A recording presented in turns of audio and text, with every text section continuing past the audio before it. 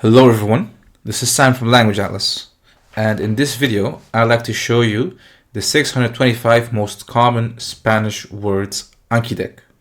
Now I'd like to divide this video in three parts. In the first part I'll show you the course structure. In the second part I'd like to show you the course content, and I will do so by showing you three decks in particular.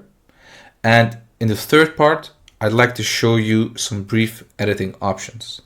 Now, before I get started with all of that, I'd just like to highlight two things. There are in fact two decks. One is for European Spanish and the second is for Latin American Spanish. And the European Spanish just refers to the Spanish that is spoken in Spain. Now, of course, you should only do one of them. So if you're interested in European Spanish, you get this one, or in Latin American Spanish, you can get that one. And you can actually make your choice on the website over here. You see European Spanish and you can see Latin American Spanish. And that is how you make your choice. Now, depending on what you got or what you want to get, just double click on it and then open the right one. Now, I've already done so. As you can see right over here, I have European Spanish and Latin American Spanish. And right now I'd like to get started with my first point, which is to show you the course structure. Now, in essence, both of them have the same course structure, but what's inside is of course different in terms of content. But right now it's just the structure. So you can see right over here, the first chapter is chapter 1, pronouns. You can see that this deck is all about the subject pronouns. So how to say I, you, he, she, it, we, you plural, and they in Spanish, of course. Then you see over here chapter 2, verbs. And in this chapter you will learn about the most important verbs that you'll deal with on a day-to-day basis. Think of to eat, to sleep, to go, essential verbs. And they're all in the infinitive form. So this means that they are all full verbs. We have over here chapter 3, adjectives. You can see that there are, of course, adjectives over here. Now these are the most common adjectives that you'll use on a day-to-day basis. Good, bad, beautiful, ugly, short, tall. Those kinds of adjectives. And of course the colors. Now these are the colors again that you'll use on a day-to-day basis: red, blue, pink, green, yellow. Very simple, those ones. We have over here chapter 4, nouns. And this is perhaps the most important and maybe even the biggest part of the deck. Well, it is the biggest part. You can see that you will learn how to say certain animals in Spanish: cow, dog, pig, etc. How to talk about art, talk about beverages, the body, clothing, days. Go all the way up to transport. Now all of these categories essentially comprise, or essentially they talk about really what you need to know on a day-to-day basis. Now these are the words that you will use on a day-to-day basis, and you will learn them over here. Now that is the course structure of the European Spanish one. I'd just like to show you the Latin American structure so you can see that they are the same. So I'm going to click on this to maximize it. And then you can see it's the same structure: pronouns, verbs, adjectives, and nouns. But of course, even if they have the same structure, what's inside is different, of course. So in terms of course content, the actual sentences, there are a few differences here and there. In terms of words, there are a few differences here and there. And of course, in terms of audio pronunciation, everything is different, because the way they speak Spanish in Latin America is different from European Spanish, so different from Spain. A notable example I can give you right away is, for example, in the pronouns, subject pronouns. They don't use vosotros in Latin America, but they do use it in Spain. Now, having said that, I'd like to show you three decks: one from verbs, one from adjectives, and one from nouns. I won't do pronouns because I really think the subject pronouns are fairly simple. I think you can learn a lot more if you have a look at verbs, adjectives, and nouns. I'll do two from Latin America, verbs and adjectives, and then I'll handle nouns in the European Spanish one. So let's get started with verbs. And you can see over here that there's a sentence, there's a blank area, and then down below you can see the English translation, and then a certain part has been highlighted. It's bold and underlined. You can see a picture as well, and the reason it's there is because it's easier for people to form a connection with the sentence. It's easier for them to remember it if there is a picture. Now, many studies have been done into this, and it's really helpful. And for me, it's helped, and I know it will help you too. So do you know how to say this in Spanish? Él tiene que firmar todos estos documentos. Firmar. Now, as you can see, here is the full sentence in Spanish. You can have an IPA notation over here. This is for people that really want to know how they should pronounce something. And even if you go a little bit more below, you can see the English translation. And if you click on this, you can hear it. Él tiene que firmar todos estos documentos. If you go over here, you can see that it is the Spanish verb, the full verb. Again, IPA notation and the translation. Firmar. You can click on this or this to hear the sentences again, or you can press the R key on your keyboard to hear everything again. So blank area and then the translation, and you can see what you really need to know has been highlighted.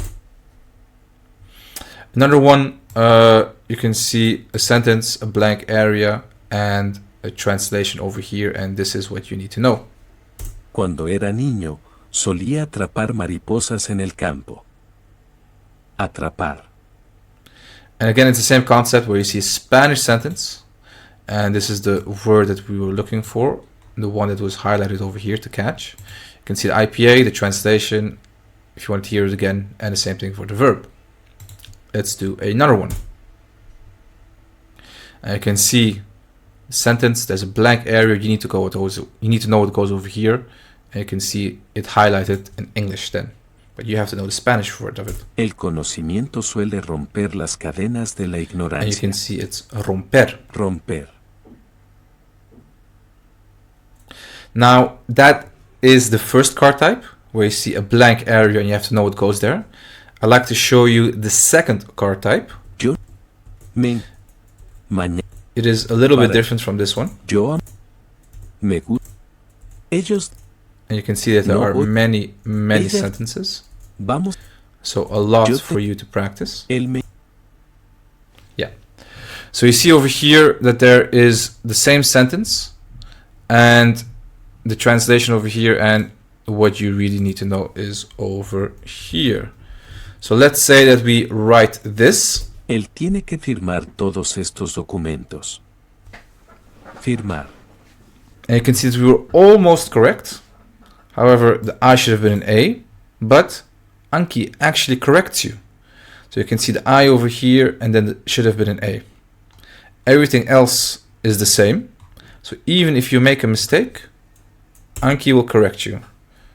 Let's do this one. Let's say you're not really sure, and then... Cuando era niño, solía atrapar mariposas en el campo. Atrapar. And it's the same concept. You didn't really know it, but Anki corrects you. So even if you make a mistake, Anki will give you the correct answer. But let's say that you did know the correct answer. El conocimiento suele romper las cadenas de la ignorancia. Romper. So when you did have the correct answer, it will be entirely in green. I think that shows you the verbs. I'd like to go to the adjectives. So click on adjectives and click on study now. And you can see over here that it's the same concept where you see a sentence in Spanish. There's a blank over here. See the English translation, and this is the word that you need to know. It's been highlighted, and it's narrow. No podremos pasar los dos. El pasillo es muy estrecho. Estrecho. And again, this is the word that we're looking for. You can see the IPA notation, the English translation, the audio of it, and you can see the adjective over here. And now you see that you want a new oven. But how do you say new in Spanish? Quiero un nuevo horno. Nuevo. Fairly simple. I think perhaps this one. Let's do one more. Dirty. You have to know how to say dirty. You can see the sentence in Spanish, a blank area, and you have to know how to say dirty. El salón está demasiado sucio para trabajar allí. Sucio.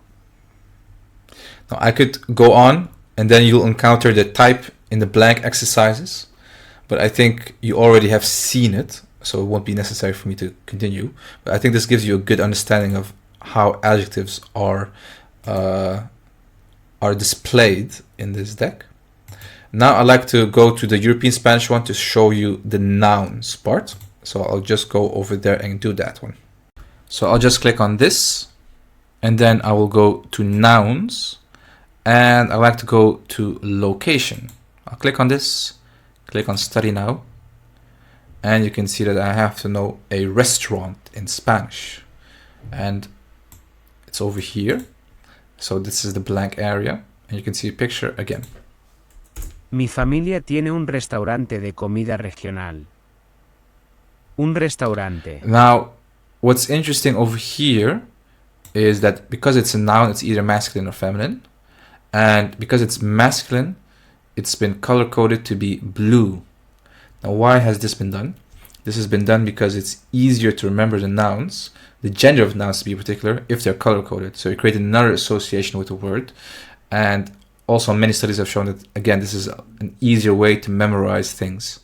There's one other thing that I'd like to just highlight too, which is if you listen to it, you can see that there's a different pronunciation. Mi familia tiene un restaurante de comida regional. And of course, the reason that there's a different pronunciation is because now we're doing European Spanish rather than Latin American Spanish. And European Spanish, of course, has a different pronunciation, which of course is reflected in the IPA notation too. Let's do another one. So you have to know a bar. Let's see if you know what a bar is. Conocí a mi esposo en un bar. Un bar.